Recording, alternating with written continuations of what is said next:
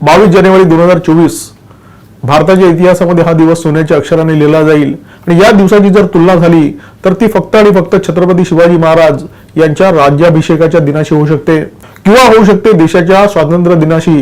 देशामध्ये एक अभूतपूर्व जल्लोषाचं वातावरण आहे, उत्सवाचं वातावरण आहे, उत्सवी वातावरण आहे आणि अशा परिस्थितीमध्ये काही लोकांच्या छातीवर साप सुद्धा लोटतायत, मेंदू सुन्न झालाय आणि त्याच्यामुळे प्रचंड नैराश्य आलंय। कायम हिंदू विरोधाचे उकेडे फुंकणारे निखिल वागळे यांच्यासारखे पत्रकार त्यांनी तर ही मळमळ जाहीरपणे व्यक्त सुद्धा केलेली आहे आणि कलानगरच्या सुलतानाने तर सामनातून विद्वेषाच्या उकाऱ्या काढलेल्या आहेत।